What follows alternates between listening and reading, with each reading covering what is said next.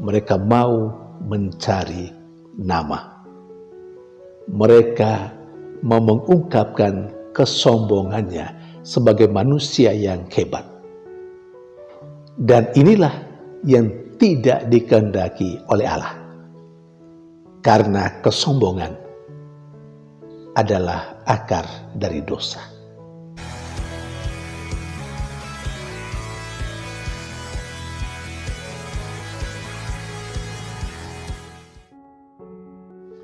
Berjumpa lagi dalam permenungan kita, edisi Jumat 17 Februari 2023, Pekan Biasa ke-6. Bacaan-bacaan liturgi hari ini, bacaan yang pertama dari kitab Kejadian bab 11 ayat 1-9, dan bacaan Injil dari Injil Markus bab 8 ayat 34-39. Allah dalam bacaan yang pertama hari ini mencegah sekelompok manusia yang merencanakan pembangunan kota dengan menara yang menjulang sampai ke langit. Allah mencegah mereka yang punya keinginan hati seperti itu. Pertanyaannya, apakah Allah tidak menghendaki manusia maju dalam budaya, dalam kepintaran? Saya kira bukan. Allah pasti menghendaki supaya manusia ciptaannya yang telah Ia beri kemampuan, akal budi dan hati, bertumbuh dan terus berkembang menjadi lebih baik, lebih sempurna. Tetapi dalam kelompok yang diceritakan dalam bacaan pertama hari ini, di mana mereka mau membangun kota dengan menara yang menjulang tinggi sampai ke langit, Allah tahu apa yang menjadi motivasi, dan itu juga sudah ditegaskan dalam bacaan pertama hari ini. Mereka mau mencari nama. Mereka mau mengungkapkan kesombongannya sebagai manusia yang hebat. Dan inilah yang tidak dikehendaki oleh Allah. Karena kesombongan adalah akar dari dosa. Saudari dan saudara yang terkasih, melalui bacaan pertama hari ini, kita sebenarnya diingatkan untuk melihat lebih jauh apa rencana Allah dalam kehidupan kita.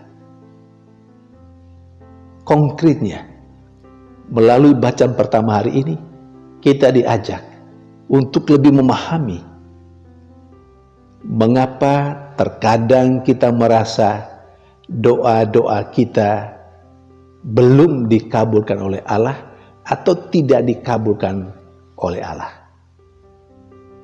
Mungkin saja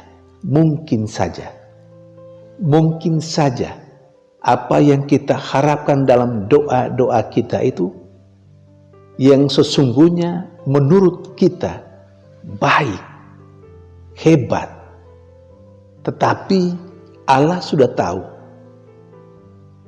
apa yang menjadi akhir dari harapan dan keinginan kita yang hebat itu.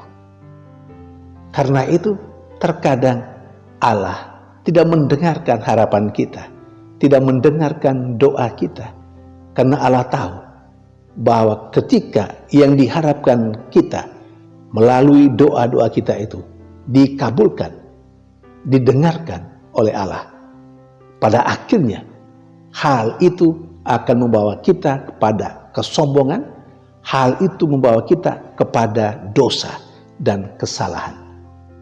Dan Allah tidak menghendaki itu. Allah jauh-jauh hari mencegah kita. Saudari dan saudara yang terkasih, sekali lagi, bacaan pertama hari ini menjadi inspirasi bagi kita untuk lebih memahami kalau sekiranya terkadang kita merasa doa kita tidak dikabulkan.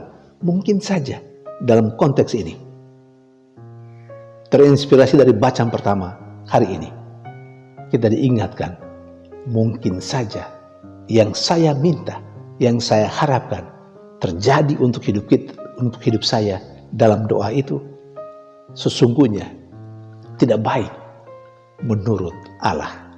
Karena hal yang kita minta itu pada akhirnya membawa kita bukan pada kebaikan, bukan semakin tumbuh pada kebaikan seperti yang dikehendaki Allah, tapi justru membawa kita kepada dosa.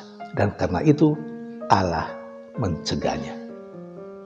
Saudari dan saudara yang terkasih, sementara dalam bacaan Injil atau Injil hari ini merupakan kelanjutan Injil atau bacaan Injil kemarin, Kamis 16 Februari.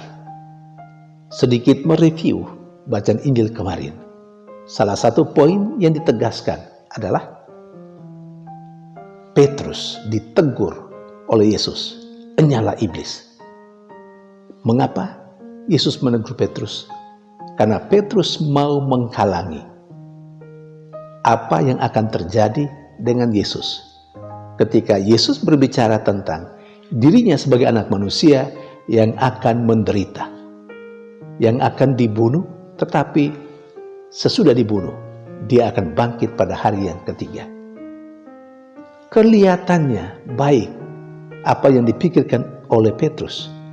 Petrus menarik Yesus ke samping dan mohon supaya hal itu, supaya penderitaan itu tidak terjadi, tidak dialami oleh gurunya, oleh Yesus. Kelihatan baik bukan?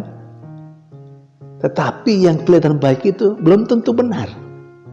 Karena yang kelihatan baik itu adalah pikiran manusianya. Sementara pikiran Allah lain. Dan itu yang dikatakan Yesus kepada Petrus dalam bacaan Injil kemarin. Nah, masih dalam hubungan dengan itu, Yesus memberikan dua syarat dalam mengikuti dia, yakni menyangkal diri dan memanggul salib. Kembali kepada Petrus dulu. Petrus seakan berbuat baik kepada Yesus, seakan mau mencegah Yesus, mau mencintai Yesus dengan sungguh-sungguh. Tetapi sebenarnya di balik itu terungkap siapa itu Petrus. Petrus sesungguhnya seorang yang takut dengan penderitaan, tidak mau mengalami penderitaan, sekalipun itu menderita atau penderitaan karena Yesus. Itu sebenarnya yang ada di balik apa yang dikatakan oleh Petrus, mencegah Yesus supaya tidak mengalami penderitaan itu. Sebenarnya itu mengungkapkan keinginannya sendiri, pribadinya yang tidak mau berkorban, yang takut dengan penderitaan, bahkan kalau penderitaan itu harus ia alami demi gurunya. Dalam perjalanan selanjutnya kita tahu bukan bagaimana Yesus, bagaimana Petrus itu menyangkali Yesus. Artinya dia takut berkorban untuk Yesus. Nah, dalam konteks itu Yesus menyampaikan, menegaskan siapa yang mau mengikuti dia harus menyangkal diri dan memanggul salibnya. Saudari dan saudara yang terkasih, kita sudah mengikuti Yesus bukan? Tapi apakah dua persyaratan itu telah kita hayati? Apakah kita sungguh-sungguh menyangkali diri kita? Apakah kita sungguh-sungguh memanggul salib kita? Atau jangan sampai kita memang mengikuti Yesus, tetapi seringkali kita tidak mau menyangkali diri kita. Bahkan seringkali juga kita tidak mau memanggul salib kehidupan kita. Bahkan kalau salib itu demi iman kita, demi Tuhan yang kita imani. Semoga kita diberi kekuatan keberanian untuk mau menderita bagi Tuhan. Jangan lupa, Yesus dalam bacaan Injil juga menegaskan, siapa yang malu mengakui Dia, pada saatnya anak manusia pun akan malu ketika anak manusia datang dalam kemuliaannya. Jadi, saudari dan saudara yang terkasih, saya dan Anda, mari kita jangan pernah merasa malu menjadi saksi Kristus. Karena pada waktunya kita akan mendapat bagian yang dijanjikan oleh Yesus Tuhan kita. Tuhan memberkati.